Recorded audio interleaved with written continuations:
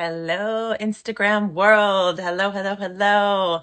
Just going to give it a couple beats for folks to hop in. We're doing the happiest hour, and we have a special guest, Ruby Roth, who will be joining us shortly. And she has just hopped in the room. Hello, Ruby. Welcome, welcome. Let's see if we can make this technology work for us. I will add you, and I don't know if that worked. You need to request to join the room. Hello, everyone joining us. Ruby is going to be hopping on here with me shortly. We're just getting started with the happiest hour, which is a monthly live Q&A I do here at Passport to Pleasure. For those of you just joining, my name is Iseman. I'm the founder of Passport to Pleasure. I am an expansive relationship coach, and what that means is I work with couples that are looking to open up without blowing up. So I talk about all kinds of relationship dynamics from an expansive viewpoint. What that means is based in open, authentic communication, helping people build the tools that they need. We've got a request coming in. Is up with us. Ruby should be popping in here with me in just a moment. We're going to be chatting about just relationships and coming out about our authentic expression and how we connect. Hello, Ruby. Hi, We made Ellie. it. Did We it. did it. Awesome. Can you hear me and see me all right? Yeah, perfect. Fantastic. Well, thank you for joining me today. I'm excited to have you on the happiest hour here at Passport to Pleasure. Sure. For a little, I'd love to, have you share a little bit about where you're at on your journey. And I'll just mention to the folks joining us right now, we've got 10 people in here. Hello. We're adding some more folks moment by moment. We're just getting started. For those just joining, I'm Allie Iseman, founder of Passport to Pleasure. I am an expansive relationship coach. And what that means is I help couples open up without blowing up. And so we're going to chat a little bit about relationship dynamics because Ruby here, of course, has come out with her incredibly powerful book called Boss Inside. So Ruby, if you just want to introduce yourself real quick and talk a little bit about that book, your journey to releasing it, to creating it, etc., I would love to share that with the audience. Yeah. Hi, happy to be here with you. Um, my journey is I spent over a decade working on children's books in the vegan space. And then in 2016, when I left a 14-year identity defining relationship, I started steering the ship back toward my personal art, feminine figurative works, drawings, paintings, prints, etc. And this new book is my sixth book, but it's the first in my adult collection, and it's for adults. It's called Boss Inside: A Reclamation of the Feminine, and it's a collection of 4 years worth of journal entries and the art that was pouring out of me at the time as I left that long-term relationship and reclaimed my life, my art, my creativity, my femininity, my sexuality, my relationships to men and masculinity itself. And so a handful years later, after putting that all together, this is a new release, and I'm really excited because I think it explains the transition that was missing for a lot of people who've been following me since the children's books. They saw a switch from children's content to very adult content, and hadn't really explained it Mm-hmm. as it happened. We'll get into why I had reasons for that, but it's this book kind of fills in the gap. Incredible. And it takes a lot. I just want to acknowledge you. It takes a lot not only to go through your own reclamation process and really look at what's been working and what isn't, but then to do so publicly and in such a, yeah, in such a public manner, and then to deal with the additional impact of that and how that impacts your journey moving forward as well. I If you're, felt like yeah. a lot of women, it's the story of many women who give ourselves away in Mm. relationships, that it would be relatable and a familiar story for any woman who's given herself away, and hopefully a lantern in the dark for anyone finding their way back. Absolutely. What I love so much too, I think we have in our society a lot of material about finding that relationship, right? Of like looking for that idealized partner. And I like to reference, Disney fairy tales, things like that. There's a lot of that. And it's important to note that those stories end at the beginning of the relationship. And then there's just this expectation of like, oh, and then happily ever Yeah. after. What is that? And so, your story going into, the journey of that relationship and the, subsequent ones in your kind of process of coming out of that, but integrating that into this new version of yourself. We don't, we're getting more of that now, but this is a part of that. And if you're open to sharing a bit about maybe the almost the like the three parts, if you will, not to oversimplify it, but sort of, leading up to the section of your life that that book is, then that section, and then now where you are, if there's like themes maybe that you could share with us about your understanding of relationship, partnership, that sort of Yeah. thing, how that's Well, changed. I met the partner I was with when I was 20, and he was my art mentor. And I learned a tremendous amount from him about art and business. And Mm, we ended up being together, for 10 years. I met him when I was 20, but I moved in when I was 24, and he had a daughter that he had primary custody of. And so I was helping him raise a child. And um, I stepped into being basically a wife and a mother and an employee of his almost overnight. Took on a mm, lot at age 24 before I had really understood my own needs in a relationship. And so when I left that relationship in 2016 at age 34, there was a part of me that was still age 24, 20 to mm, 24, and didn't know what my needs and desires were, what my boundaries were, what my tolerances were. And mm, so when I started my life over at 34, it was a huge reclamation, of finding out all kinds of things that many people learn throughout their 20s as they come across different archetypes of people as they date, mm, and they start to recognize red flags and whatever. I had chosen this relationship and thought it was for the rest of my life, so mm, I was deeply entrenched, and I was suffocating to death. mm, There was a piece of me that looked at him and the bigness of his life and his art career and thought, I'm never going to be able to do what he does. And mm, so I'll just do little books on the side and support the growth of his empire. And that I was suppressing my creativity in favor of somebody else's. mm, And I was also having my instincts as a wife and a mother kind of violated. yeah. And I didn't have the relationship skills to stand up for what I needed and what my bottom lines were. And so the evolution and disintegration of that relationship mostly had to do with me not being able to claim my own life Mm, within a relationship. And part of that was him and kind of the pressure he put on me. And part of that was me. I grew up, I wore a back brace from mm, age 6 to 19, 20 plus hours a day for those 13 years. And so I was kind of inadvertently groomed to tolerate pain and be really disciplined about living in constriction. mm, And so that's what I was bringing into this relationship, and not learning how to voice my needs. When I got out of that relationship, and the next part of the book is I choose a relationship to a man that is completely different, and in which I meet my own rage for the first time that was suppressed, and his rage. And his rage was almost medicine for me because it kind of unleashed that part of myself. mm.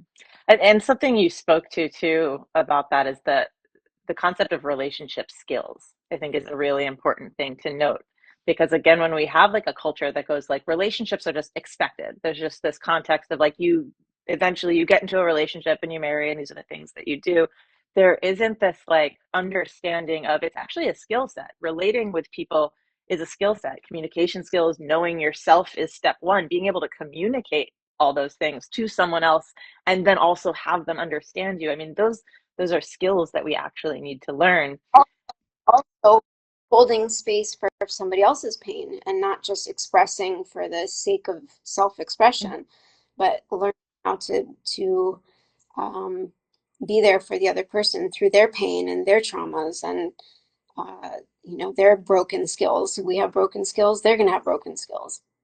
Yeah, meeting each other where we are. And that's the power of really creating a relationship structure together, really having those conversations.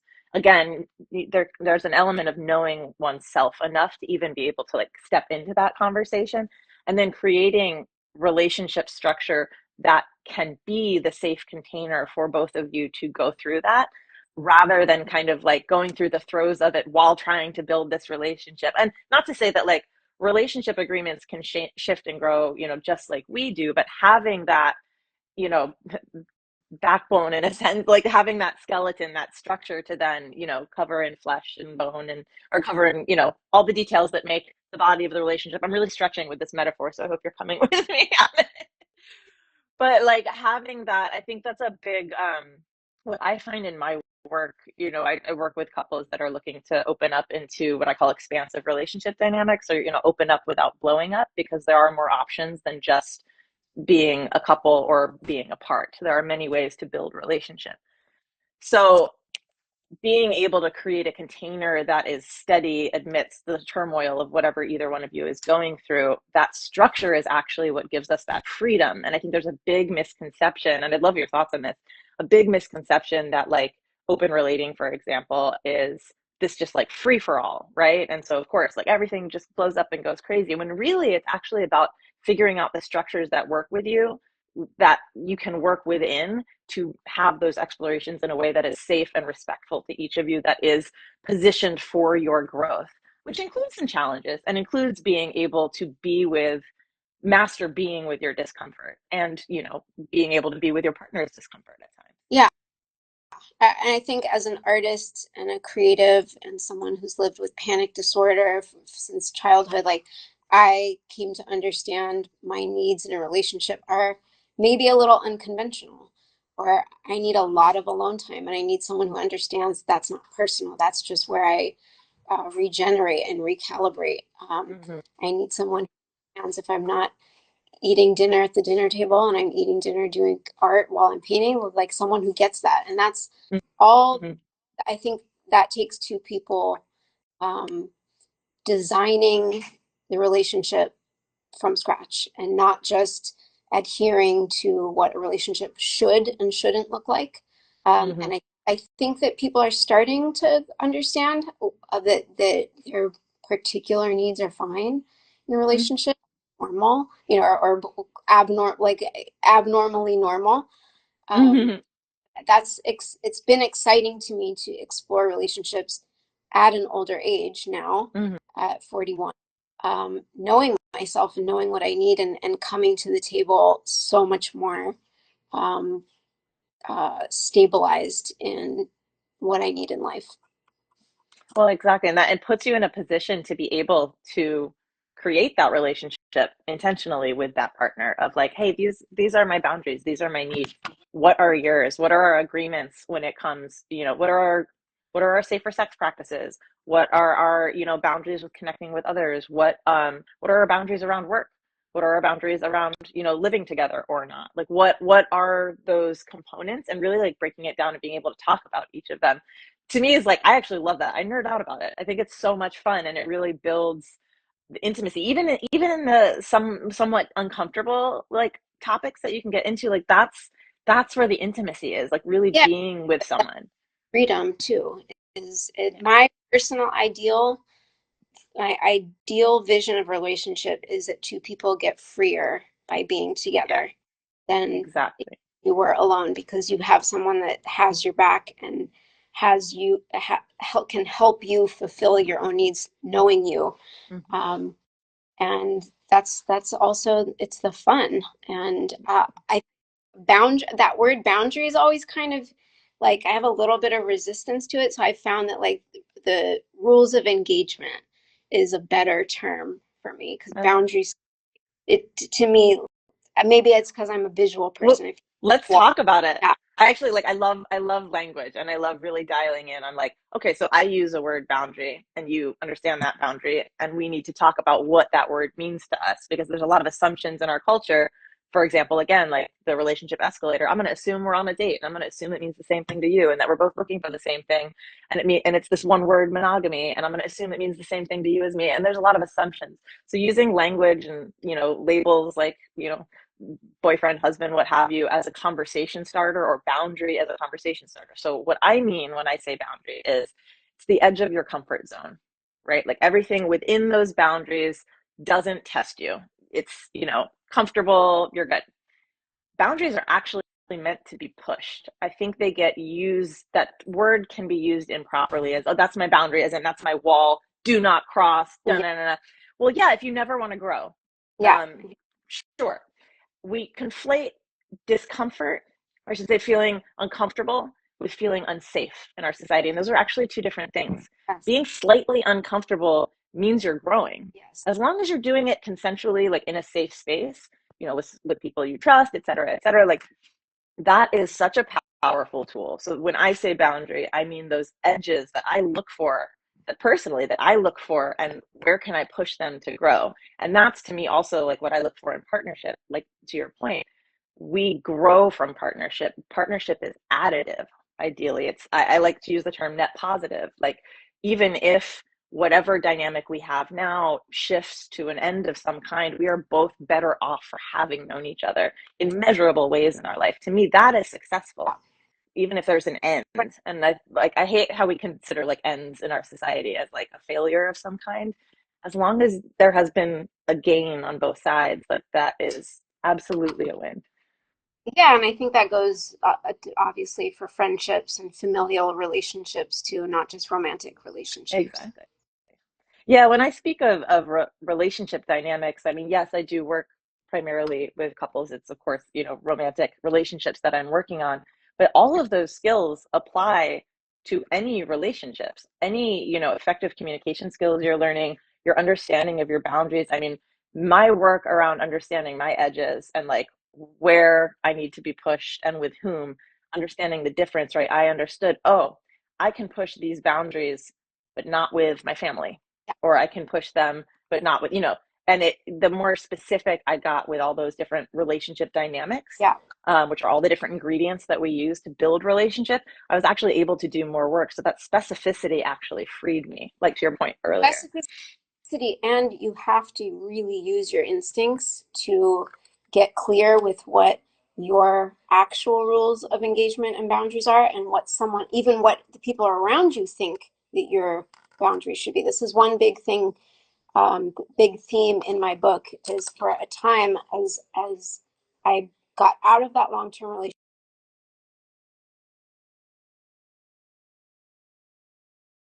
I didn't know that at first, but as it became clear, um, it was medicine for me. And I know that's a controversial thing to say because I wouldn't recommend for women, especially young women, to play this as a game.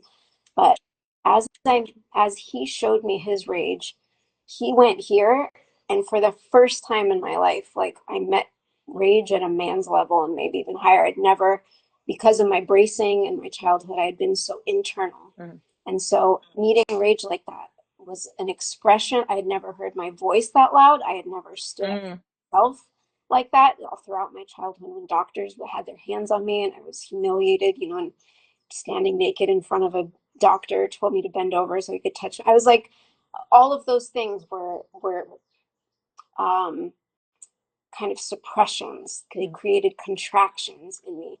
And so in this relationship, what looked to other people on the outside like quote unquote abuse, or verbal abuse was at the beginning truly just for me, um, actually medicine because um, it helped me release some very old stuff. Eventually, those same outbursts became like lacerations to my source energy, and it wasn't sustainable. But truly, yeah. at the time, I was spiraling up and not down because of just the perfect timing and being suppressed in a relationship, being suppressed in my body. I like where some people might cower and become victims. I wrote in my book, I felt like I grew horns Mm, and stepped into it. So this is something that I think a lot of people adopt boundaries from, Cosmopolitan magazine or, the backs of famous books, and they kind of adopt them without really thinking about what works for them or not. If I had listened to the people around me, I might have skipped a learning lesson and not, tuned into my gut feeling, which was that I was completely safe and fine, in my body. Yeah, like I said, talking about the difference between being uncomfortable and being unsafe. Everyone's thresholds are different. When we're getting feedback externally, it's important to look at where the feedback is coming from. Like, I'm aware enough to know that I don't know everything, Mm-hmm. but if I'm getting feedback or wisdom, if you will, from a source, I need to know that they know more about the thing than I do Yeah. in order to validate that source of wisdom. And that's where it can get certainly tricky when it comes to well-intentioned, like something I'll see when you're dealing with relationship dynamics that are not seen as, traditional as a world. We'll see a lot expansive relationship dynamics or non-monogamy opening up. There is a retraction in society towards that because there's a lot of assumptions and a lot of misinformation. And so what I'll see with couples that I work with is very well-meaning friends and family, genuinely wanting them to, be happy and stable, saying, hey, these issues that you're dealing with now, they weren't coming up before you opened up. So, you should probably, just go back to what you were Yeah. doing before. And it's, yeah, exactly, like retract. Yeah. Very rarely is that the case because what getting into an open dynamic or an expansive relationship dynamic does is it prevents you from hiding things under, the assumptions of monogamy, for example. And I'm not saying, you know, as long as there is an openness, even in a monogamous dynamic, to be your full self, to be fully expressed, to explore, to be curious, there's a lot of assumptions that get hidden under, well, we're together and we have the labels, so like everything's fine, like we don't have to talk about it. And then when you open it up to, like actually we're choosing to be here together every day, which means we can choose to not be here. And then all the stuff can come up. But it's so valuable to allow it to come up. But again, in a container that's safe so that you can be pushing those edges of comfort so that you can really look at and deal with what needs to be addressed in a relationship. And retracting is not the way to do that. Leaning into that discomfort. I always say, like, cultivating the ability to be, we talked about this a little bit earlier, but cultivating the ability to be, to hold yourself in that discomfort is probably one of the most valuable skills you could ever develop in yourself. And Yeah. it serves you in every area of your life. Absolutely. I was sure at that time that every any kind of heat being thrown my way, that I was an incinerator and I was going to burn it up. And I just felt that energy in myself at the time. And so I knew what I could handle and what was medicine for me. And it made me understand also that people around you, nobody can ever really know what goes on between two people. Um, Only you and that person know the depths of that relationship. And I think a lot of people, like you're saying, who get uncomfortable, probably miss out on so much growth potential by not judging what's quote unquote good or bad. Um, Well, exactly. Avoiding that gray area, right? Like you hit it on the head, kind of going back to like Disney, right? You're either the hero or the villain. That's it. There's no in between. And really, most of life is the in between. I don't know anyone that is evil. I know people that are more good or more bad. And there's a lot, you know what I mean? yeah, We're the summation of our actions. we all made Yeah. And there's no, yeah, let me gather my thoughts really quickly back to, I love talking about this stuff, but it gets me on like numerous tangents sometimes. And feel free also, like, I want to encourage everyone on the call too, like, this is a Q&A. Please interrupt us with that. questions. Hit us with what you've got. We're here for you. We want to answer your questions both about the book, about Ruby's journey. I'm here to answer any questions you might have about open relating, non-monogamy, expansive relationship dynamics, whatever terminology you want to use. I nerd out about relationship dynamics. That's what I love talking about. I actually don't like, speaking of polarity language, I don't like monogamy, non monogamy, traditional versus alternative relationships. It still has us in this either or. it's a conversation about relationship dynamics, about how we relate and all the skills needed to do so more authentically. Um, and so, yeah, that so much of your journey that I saw in this book was really learning. I would love for you to speak on this. What I saw was like learning how to not only communicate with yourself, but then how to communicate with different partners and then to others outside of that. I'd love to hear if you're able to share some big takeaways, perhaps, of like how you see, it may sound too general, but how you see relationships. How do you approach, choosing to step into relationship with someone and what has changed and why? Um, I, since adolescence, probably never really let anybody too close to me unless I Mm, thought it would be very serious. And I knew it as a teenager. I wasn't going to marry anybody, so I didn't call anybody my boyfriend. mm, Um, really until I was 24 and was like into a full-on relationship. mm, Um, and then after that, it was so much coming in contact with different people. It was so much about a gut feeling that there was mm, something in the connection for me to learn from, gain from, and also give to. Um, one of the biggest take one of the biggest takeaways at the time, I was exploring kind of this spectrum, the spectrum we all hold within us, um, between the feminine and the masculine, and also how those dynamics play out interpersonally. And so, because I was coming out of a relationship feeling so stressed and feeling my creativity shut down, and I noticed that my creativity was tied to my sexuality, so my sexuality felt really shut down. That I wanted desperately to feel like a woman again, mm, and so seeking a relationship with a very masculine polarity, mm, and that's what I found right away. It came with, the flip side of that coin was like an aggressive rage mm, aspect. But I also learned, that I didn't expect my partner to only deal with my trauma and me to not deal with theirs, and that a man expressing anger to me is not necessarily toxic. And I feel like that is somewhere where we've started to head as a society, like that people just can't stand men's anger at all, and we really make no space for it. And I feel like anger is a potentially very um, useful force and energy that someone can learn from, and learn how to master and transmute into something positive. So um, I think I'm still in kind of a phase where I'm seeking to kind of nourish my feminine.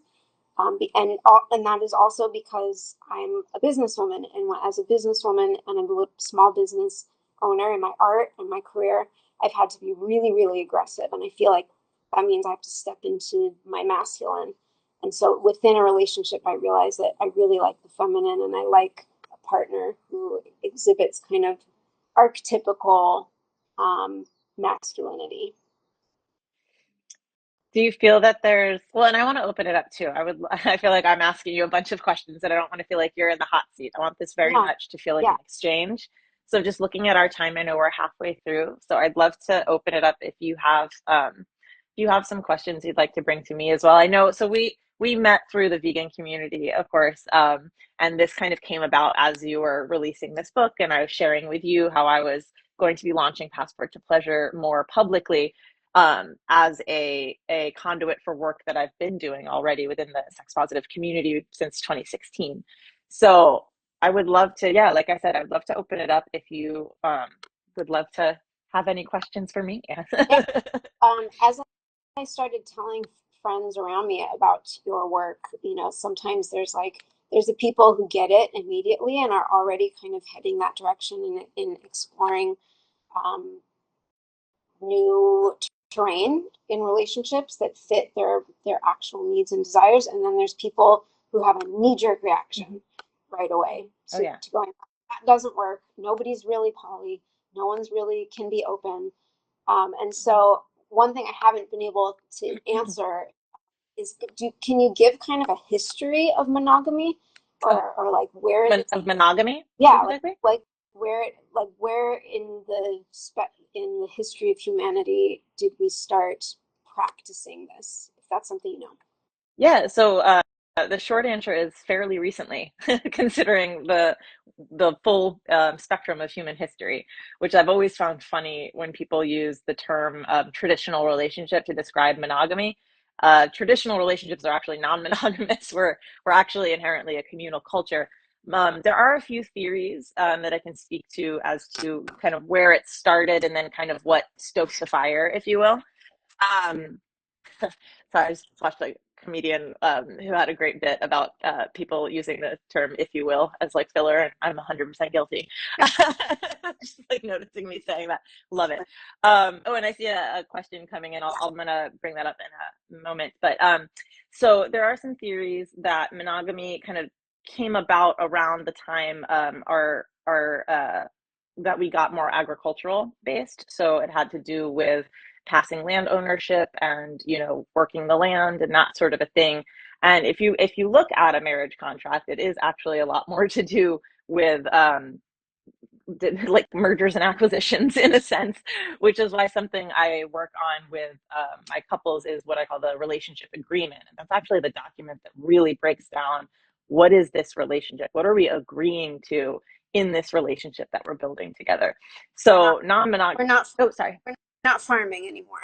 Yeah, exactly. It's not, you don't need me to get the land, but that kind of a thing. So, and then of course, religion is seen as something that really kind of took that and ran with it. So, so yeah, within the grand scheme of things, approximately, what was it? Approximately 5 to maybe 10,000 years, in the past. Versus non-monogamy, we can find representations of back into like BCE Mesopotamia. So look, we're a species that's evolving. It's important to look at what where we're at now and what's applicable now. And I'm a numbers gal, and we can dive into that momentarily. I just want to address this question really quick too. I'm seeing here from Only Dole. With spectrums and archetypes, what are your anecdotal thoughts on what people are getting wrong with trying to figure out their placement on the spectrum? I want to make sure I understand the question. Is that the spectrum of like relationship dynamics? Is I it, I just want to I make think sure I understand like the between earlier. feminine and Oh, okay. Yeah. Do you want to speak to that real quick? I think just from talking to so many women and men Mhm. and after the book raises questions, it it seems like some people over identify with one end of the spectrum or the other, and uh, maybe attach themselves without too much thought to those archetypes and what take them as def take them as definitions, and prescriptions instead of um, ideas to explore and or energies to tap into at different times. So if that makes sense. Oh, I'm not sure I'm understanding because I kind of, well, I feel like it's connecting to what we were talking about earlier a bit of how we can get a little lazy with language of like, oh, here's this word, I'm going to assume you know what I mean by it, and it means the same thing to you, versus I say, for example, that I am sapiosexual, and so I'm going to let you know that that means to me that I really like enjoy intellectual connection. That's really a part of my attraction. That I have to have something beyond that. So now you know more about me versus me not sharing that, not using it as a conversation starter. So what I heard from you is you're saying you understand masculine versus feminine as like as prescriptive. It's either this thing or not. I want to, yeah, I want to Yeah, no, understand. I think the opposite is I don't take the masculine and feminine as a prescription. I, you don't. It's more a description of some energies. And I think some people over identify with one or Mhm. the other. Mm, instead of understanding that we contain a spectrum within ourselves, and in business we might be one way and in relationship we might be another way. mhm. And I think in that case you may misidentifying how to create balance interpersonally. If you're too attached to one side, too attached to the other, you might miss how each of the people in the relationship might display all aspects of the spectrum, and how, when that's happening, your guys' interactions may change. And it helps to understand, I think, the polarities, um, so that when each person is exhibiting, one end of the spectrum or the other person can kind of balance it out. I see. Yeah, okay. Awesome. I want to make sure I answered your question too, as far as like history of, Well, monogamy. what I think people like to know what it looked like before. Like, were we in the Mesopotamian culture, for Oh, example, what were we living in, non-monogamy looks like. yeah, were we Oh, living understood. in villages? Were people raising children all together? So what there's a lot of evidence is like more communal societies. So I'll be more clear about what that means. So we can describe societies as communal or individualist. Like in America is an individualist society. I have, my house and my job and my thing that I do, and I contribute to my life, and my money goes to the things that I want to do. And it's very me centric versus communal is how do I work for the greater good? How am I contributory to society? You know, where it's less of a, I'm a unique snowflake and part of like, I'm part of the snowstorm. If that's a helpful metaphor. And in more communal societies, like I'll actually reference a recent example that I got to experience when I was in Chile. I was on Easter Island. Oh, I think I might have lost you a little bit. I'm not sure if I'm disconnected or you're disconnected. Okay, there you are. I had the pleasure of being on Easter Island, or Rapa Nui, as it's called locally, earlier this year, actually, for the New Year holidays. And Rapa Nui is still is a communal society. It's an island, and what I how that shows up currently is that it's seen socially when you, for example, have a child with a partner. It is biologically your child, but it is actually the community's child, and there is a communal raising of that child. And there are certainly pros and cons. And I think it's really important to talk about all of those in whatever dynamic. It's that, gray area that we talked about. It's important to understand that there are, better and worse things about any dynamic. So understanding those, it helps you understand what works better for you. But as far as like what, even monogamy looked like back in the beginning, it had a lot more to do, like I said, with ownership, and that includes of people. And so are there some not great history with that. There's something I like to say too, that when there's no freedom in a relationship, it's ownership, it's not partnership. Yeah. So that ability to actively choose to be with somebody versus I'm obligated to be with you because, we signed this contract here. Like you have agreements, yes, but you're actively choosing through them. I would rather know that my partner is choosing actively to be with me each day than is with me out of obligation in any way. Even if that means, honestly, especially if that means sometimes we get to have conversations like, I don't know. I don't know right now. Like Yeah. let's sit in that. Let's like what's working, what's not, what can we adjust in our relationship agreement? Where are the elements of discomfort or frustration or stagnancy or what have you? So is the Yeah. relationship agreement something that you generally start with everybody who comes to you? That seems like a Yeah. basic thing. Yeah, it's super foundational. It's honestly, it's not something right out the gate because we have to get certain things we need to get on the same page because we do li exist in a sex negative, mononormative culture. So we have to get certain language on the table, understanding that first of all, there is nothing wrong with you. You are not a bad person or unhealthy or anything for wanting anything from sexual to emotional novelty. It's understanding what those needs are, being able to communicate that with yourself and your partner, and building a relationship together that is safe and respectful for both of you to be able to have those needs met. So that's like the huge step one. And then we can get into, okay, what are the relationship dynamics available? Where are your, exclusivity needs on the emotional and romantic and physical and sexual planes? That helps us decide what your ideal relationship structure looks like. Then we can start designing that relationship agreement, because now we understand what we're building towards, right? And that agreement breaks down, like I mentioned earlier, all the different areas that should be addressed in a relationship. What are our communication practices? If we are opening up, what are our communication practices with new partners or with each other about potential new partners? What are our safer sex practices? What are our living agreements? On and on and on. If we have children, what are our co-parenting agreements, et cetera, et cetera? And it's a living, breathing document. It's the most important thing to remember. It is such a foundational document if you're going to be going on an expansive relationship journey, that it goes with you, it grows with you. Part of the agreement, one of the pieces of the agreement, is agreeing to a review and renewal schedule, like whether it's once a month, once a quarter, what have you. Making sure that you are dropping in, even if and especially if everything's fine. Yeah. Getting together and being like, hell yeah, we're doing it. Like, you get to celebrate that too. It's not just when there's rupture. And of course, you can review it, sooner if needed. But it's a living, breathing document, just like your relationship. So all that to say, yes, it's an integral component of any relationship dynamic, but it is definitely the foundation of being able to open up without blowing up.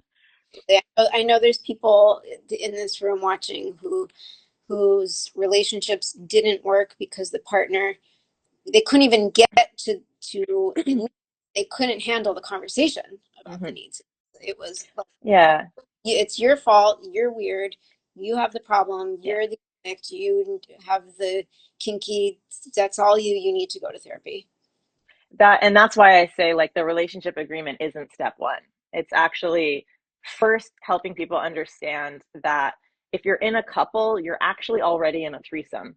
There's you, there's your partner, and there's the relationship, because it's so important to get us out of this you versus me, because Yeah, then it's really easy to go, you're the problem, you're over there, instead of actually creating this relationship as a container for us to be safe in our discomfort and explore what's there, because that's commitment. Let's get weird. Like, we're gonna lean in and see what's here for us. Another component I like to talk about is jealousy as a tool. Speaking of discomfort, right? Like, that is showing you something. So if there is something being triggered by your partner coming forward, there's information for you there. like, You don't decide, hey, you know what, I want to start swimming and then jump into the Pacific Ocean. yeah, You need to figure out where you can take lessons. You then need to take those lessons. You then need to say, oh, what kind of swimming do I want to do? Open ocean or just in the pool? Do I want to compete? There's a lot of processes. You don't just jump straight into the Pacific Ocean. So having the right support system, whether it is a community that already, is experienced in open relating, or getting the support of a professional like myself, it can alleviate some of the pressure for couples that don't have that understanding yet, that they're actually already, like I said, in a threesome and they're still in that pitted against each other experience. Getting out of that is the most important thing. Like, it is okay, whatever you're feeling, that anger, that is, feel it, that is great, but weaponizing it isn't helpful right now, because getting into what is it that we want right now, and it's usually not to hurt people that we care about. yeah, So let's get back to that, yeah, and then let's start moving forward and see what that looks yeah. like. That really takes two people agreeing to see every challenge as an opportunity, and every bit of conflict or contraction as a potential for expansion and freedom. Absolutely. It's like, I'm a nerd for metaphors. I'm going to use like 500. So just like stop me when it comes. But I like to reference, like, for those of us, who work out, for example, you lift weights. The weights are always heavy. They are never not heavy. They will be heavy for the rest of your life as long as you lift those weights. But the weights get bigger. You're able to lift more, but they're always heavy. So it's increasing that capacity, again, for discomfort, right? There is nothing wrong. Our brain doesn't actually know the difference between, like, a lion's going to charge us and kill us, and, oh my God, I have to do public speaking. So, like, it's that discomfort, being able to calibrate it and understand that, like, it's okay. Nothing is actually here to harm me. No one is there. There is no real threat right now. It's just getting a little weird, and that's okay. And then getting the tools and the support that you need to figure out how to make it that I opportunity, think, because we don't get taught yeah, this. I think people also forget to tell each other, I'm not leaving.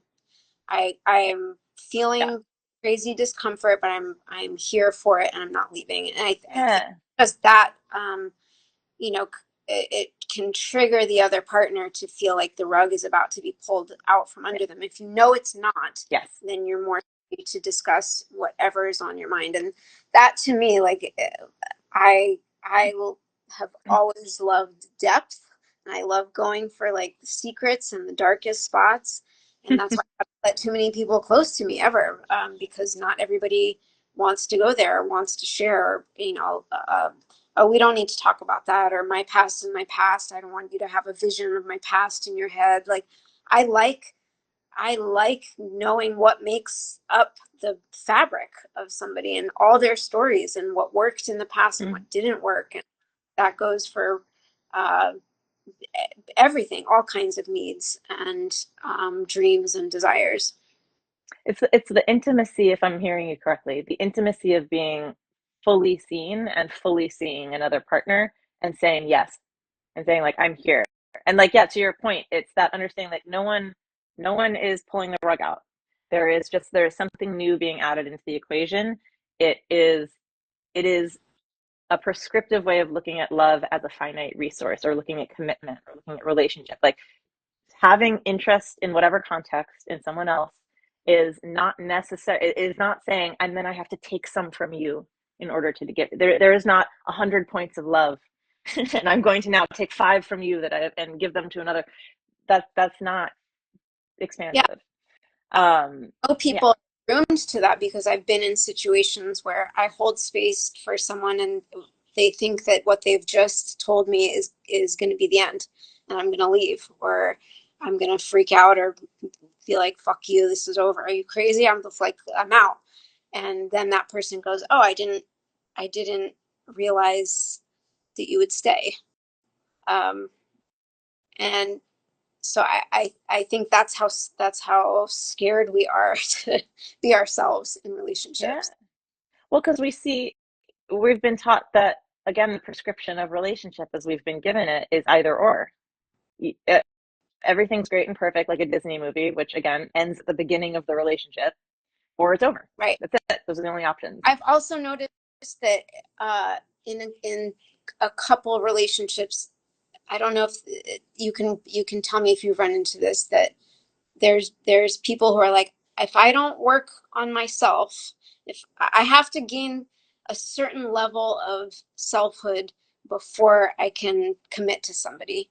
And maybe I've experienced that more like men who are like, I need to get X, Y, and Z in place before I can invite a woman into my life. And I think more women are like, we are maybe more um, given more permission or feel more comfortable with all the emotions and working through stuff within a relationship.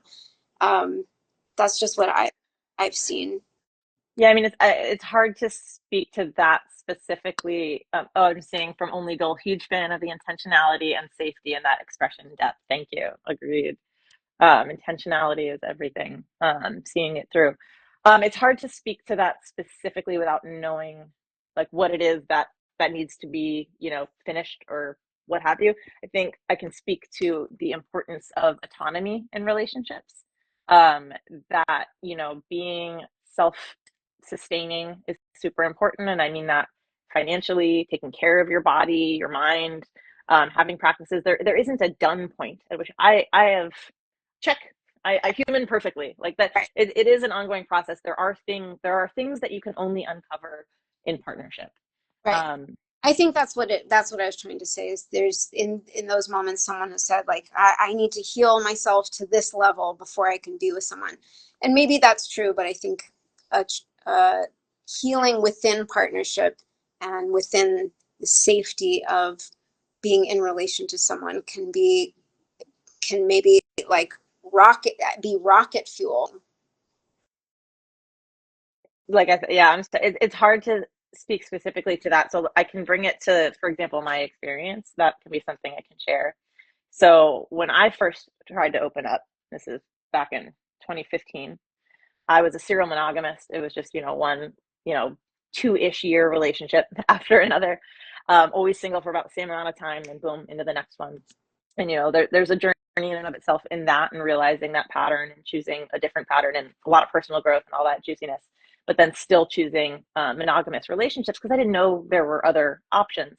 I was excited at hearing about my partner's, other fantasies, interests, previous experiences, but I didn't know words like compersion, which is the opposite of jealousy is the way it's described. It's when you experience joy and pleasure from either seeing or hearing about your partner, experience joy or pleasure with someone else.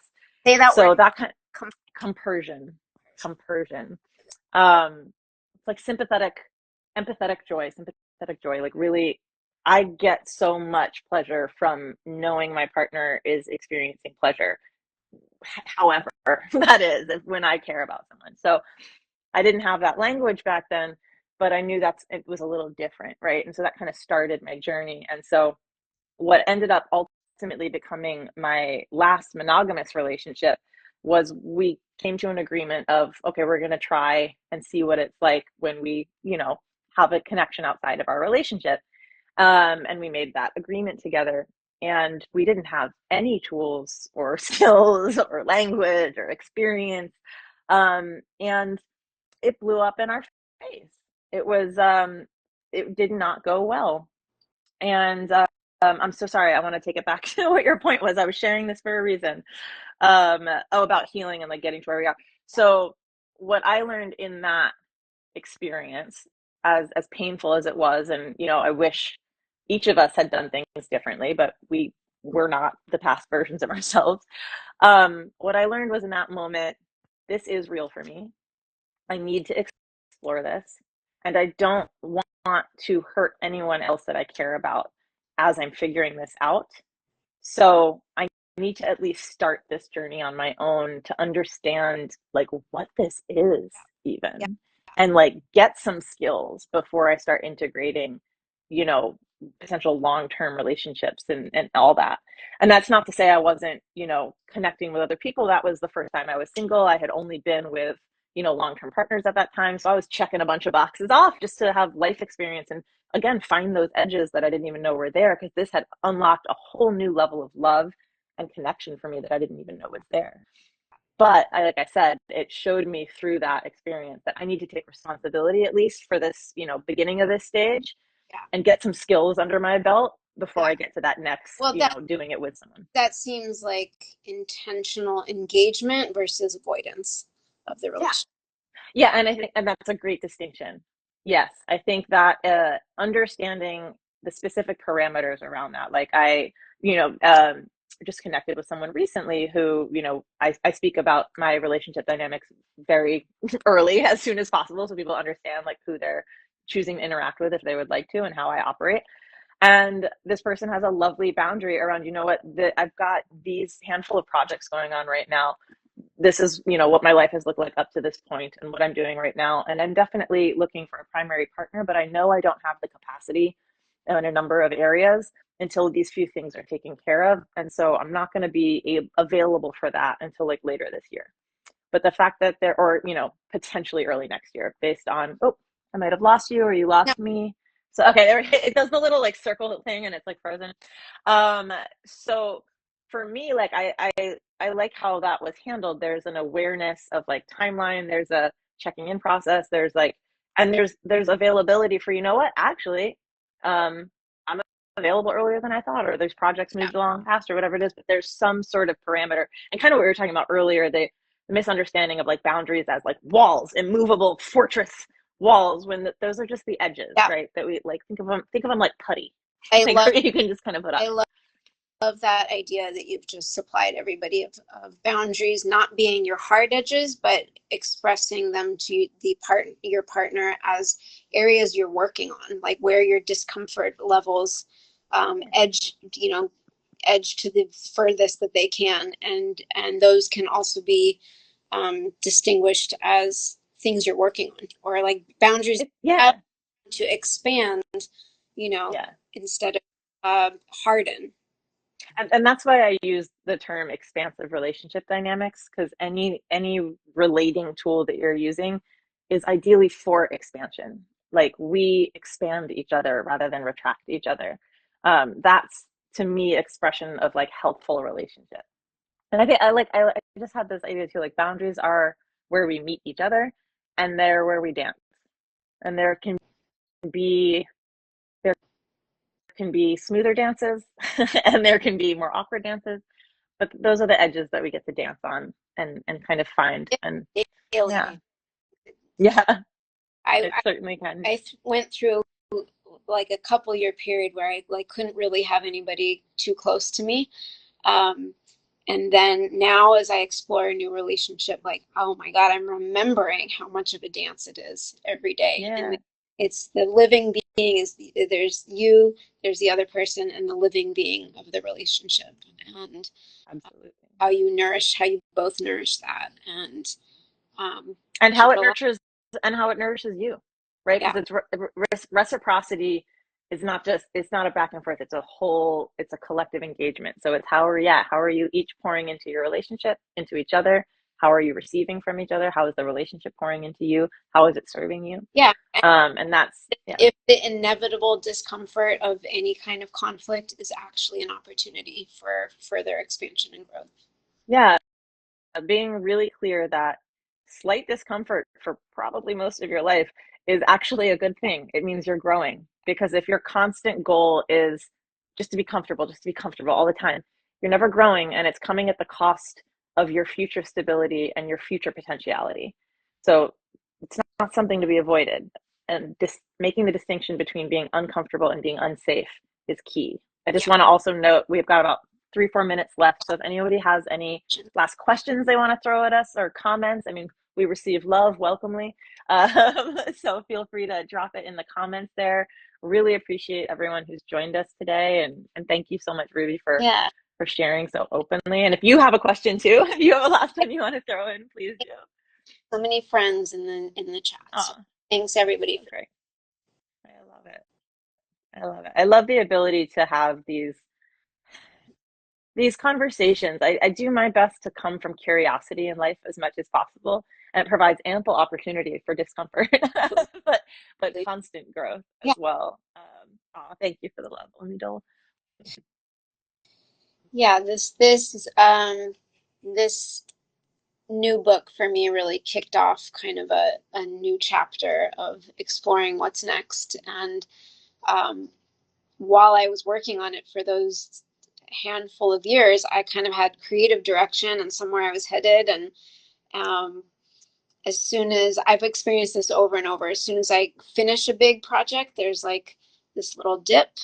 And I wouldn't call it depression, but it's like something close to that. And as a professional, you know what the peaks and valleys are of the journey. And so like I'm this book ushered in direction, and then there's a little bit of discomfort, and I have to Mm-hmm. treat it the same way I do in every other situation, which is to see it as an opportunity. And so right now I'm clearing the decks and kind of opening the channels to see what else comes through.